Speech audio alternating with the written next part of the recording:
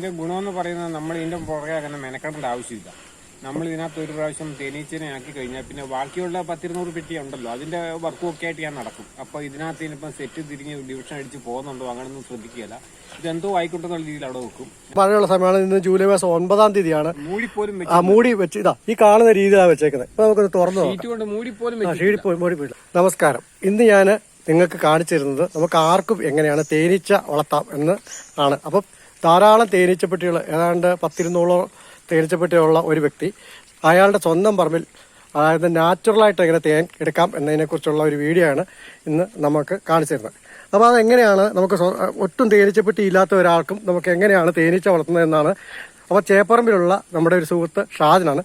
അപ്പോൾ പുള്ളിക്ക് ധാരാളം വെള്ളച്ചെറുതേനീച്ച, അതുപോലെ ചെറുതേനീച്ച, അതുപോലെ തന്നെ നമുക്ക് വൻ തേനീച്ചകളും 10-200 കൂടൊക്കെ ഉണ്ട്. അപ്പോൾ ആണ്ട് നല്ല രീതിയിൽ പുള്ളി തേനൊക്കെ വിൽക്കുന്നതാണ്. താല്പര്യമുള്ളവർക്ക് നിങ്ങൾക്ക് പുള്ളിയുടെ നമ്പറിലൊന്ന് ബന്ധപ്പെട്ട് കഴിഞ്ഞാൽ നിങ്ങൾക്ക് നല്ല തേൻ കിട്ടും. പുള്ളി ഇങ്ങനെ ഇതുപോലെ ഓടുകൾ ഇങ്ങനെ അടുക്കി വെക്കും. ഇതുപോലെ ഓടുകൾ അടുക്കി വെച്ചിട്ട് നമ്മൾ സാധാരണ തേനീച്ചപ്പെട്ടിക്ക് ഇടുന്ന പോലെ ഫ്രെയിമൊക്കെ ഇട്ട് വെക്കുകയാണ്. അപ്പം ഇതാണ് നമ്മുടെ ഷാജൻ.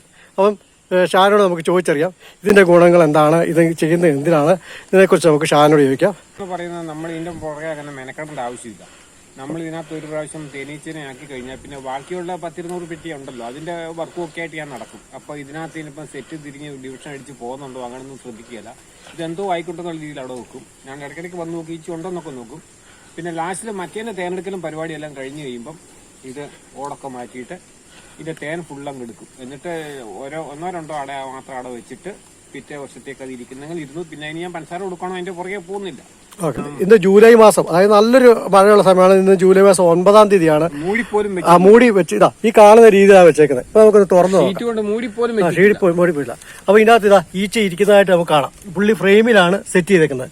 ഫ്രെയിം എന്ന് ഉദ്ദേശിക്കുന്നത് ഇതുപോലെ ഓടിന്റെ ചാലാണ്. 2 ഓടുകളും പുറകിൽ ഒരു ചാലും വെച്ചിട്ട് ഇതുപോലെ ഓടുകൾ അടുക്കിയാണ് വെച്ചിരിക്കുന്നത്. നമുക്ക് കാണാം. ഇപ്പൊ ഇത് എടുത്തു കഴിഞ്ഞ് കഴിഞ്ഞാൽ ചിലപ്പോൾ മഴക്കാലമായതുകൊണ്ട് ഇത് പോകുമോ എന്ന് നമുക്ക് പറയാൻ പറ്റില്ല. അതുകൊണ്ട് നമുക്ക് ഇത് എടുക്കണ്ട എന്നാണ് എന്റെ അഭിപ്രായം. കാരണം ഈ എടുത്തു കഴിഞ്ഞാൽ പുള്ളിയുടെ ഈച്ച നഷ്ടപ്പെട്ടു പോയാൽ നമുക്ക് നഷ്ടം വരുമല്ലോ. അപ്പം ഇതിങ്ങനെ നമുക്ക് ഇവിടം വരെ എത്ര ഓടാണോ അത്രയും അടുക്കി കൊടുക്കാമെന്നാണ് പുള്ളി പറയുന്നത്. അപ്പം ഇത് കണ്ടോ, അവിടുന്ന് അട കെട്ടി വരുന്നതാണ് കാണുന്നത്. കണ്ടോ കണ്ടോ ഇത്. അപ്പൊ ഞാൻ ചോദിച്ചു ഇതിന്റെ ഇവിടെയൊക്കെ വല്ല ഇട്ടുകാലിയോ കാര്യങ്ങളൊക്കെ കയറി ഇരിക്കുകയെന്ന് ചോദിച്ചു. അതൊന്നും ഞാൻ നോക്കുന്നില്ല എന്നാണ് പറയുന്നത്. അപ്പം നമുക്ക് ഇതുപോലെ തന്നെ എന്തെങ്കിലും വസ്തുക്കൾ കൊണ്ട് തന്നെ ചെയ്ത് നമുക്ക് ഇതേപോലെ തന്നെ നമുക്കും ഒരു രീതിയിൽ നമുക്ക് ഇത് ഉണ്ടാക്കി എടുക്കുകയാണെങ്കിൽ പുള്ളിയെ പോലെ തന്നെ നമുക്ക് നല്ല രീതിയിൽ തേൻ കിട്ടും. ഓടങ്ങനെ അടുക്കി വെക്കുവാണ്. ഓടിന്റെ മുകളിൽ ഇങ്ങനെ വേറൊരു ഓട് വെച്ചു, അതിനടുത്ത് പാത്ത് വെച്ചു. പിന്നെ എത്ര നീളത്തിൽ വേണമെങ്കിലും വെക്കും. ഇതിന്റെ ഗുണമെന്ന് ചോദിച്ചു കഴിഞ്ഞാൽ നമുക്ക് ആർക്കും തേനീച്ചനെ ഈസി ആയിട്ട് വളർത്താം. ശുദ്ധമായ തേൻ മാത്രമല്ല, നമ്മുടെ കൊല്ലാറാകുന്ന റാണിയെ നമുക്ക് രക്ഷിക്കാനും പറ്റും. ആ റാണി തന്നെ നമുക്ക് പിന്നെ നമുക്ക് തേൻ തരും. അതുപോലെ ഇതെല്ലാം പുള്ളിയുടെ കൂടുകളാണ്. ഉണ്ടോ ഇക്കൂട്ട് കൂടുകളെല്ലാം. അപ്പം ഞാൻ പുള്ളിക്കൊരു ഐഡിയ പറഞ്ഞു കൊടുത്തു. നമുക്കിത് ഇതുപോലെ തന്നെ ഒരു വെട്ടിയിലുകൊണ്ട് കെട്ടിയിട്ട് നമുക്ക് ഓടിച്ചാൽ വെച്ച് കഴിഞ്ഞാൽ നമുക്ക് ഇതുപോലെ തന്നെ നമുക്ക് വൃത്തിയായിട്ട് ചെയ്യാൻ പറ്റും. ഇതാ ഇവിടെയെല്ലാം ഈ തോട്ടത്തിൽ കൂടെ ഇവിടെ എല്ലാം ഉണ്ട്. ഇതെല്ലാം പുള്ളി തേനെടുത്തതിന് ശേഷം ഇതുപോലെ അനവധി പുള്ളിയുടെ പറമ്പിൽ കൂടി താഴെയൊക്കെ കാണുന്നുണ്ടോ, നമ്മുടെ താഴോട്ട് കാണുന്നു കേട്ടോ. ഈച്ചക്കൂടുകൾ അവിടെ എല്ലാം വെച്ചിട്ടുണ്ട്. അതാ അല്ലാത്ത കോളനിയുടെ താഴെ നമുക്ക് കാണാം. ഇത് പുള്ളിയുടെ ഇവിടുന്ന് ഒരു ഓലി വെള്ളം ഇറങ്ങിപ്പോകുന്ന ഉണ്ടോ.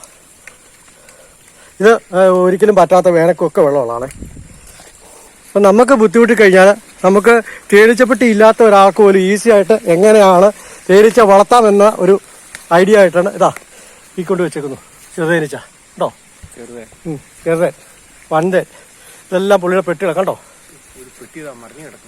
അപ്പൊ നമുക്കാദ്യം ഒക്കെ കുറെ പെട്ടികൾ നഷ്ടപ്പെട്ടു പോയിട്ടുണ്ട്. എന്നാലും പുള്ളി ഇടയ്ക്കൊക്കെ തീറ്റ കൊടുക്കും എന്നാണ് പറയുന്നത്.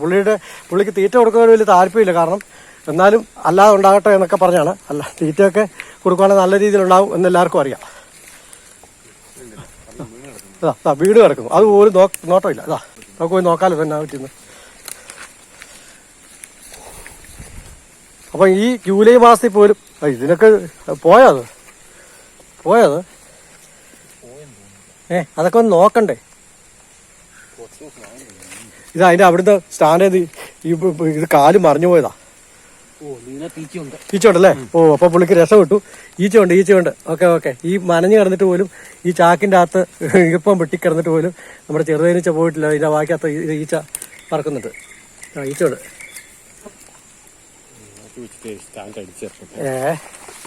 അയ്യോ ഈച്ച തന്നെ കടിക്കും. ചുമ്മാ അടിച്ചു വെച്ചാൽ പിന്നെ താഴെ വീഴും. എടുത്തോട്ടോ, ഒരു കാലെടുത്തിരിക്കുക. അപ്പോൾ നിങ്ങൾക്ക് എൻ്റെ വീഡിയോ ഇഷ്ടപ്പെട്ടിട്ടുണ്ടെങ്കിൽ എൻ്റെ ചാനലൊന്ന് ലൈക്ക് ചെയ്യാനും ഷെയർ ചെയ്യാനും സബ്സ്ക്രൈബ് ചെയ്യാനും മറക്കരുത്. പുതിയ വീഡിയോ വരുന്നവരെ എല്ലാവർക്കും നന്ദി, നമസ്കാരം.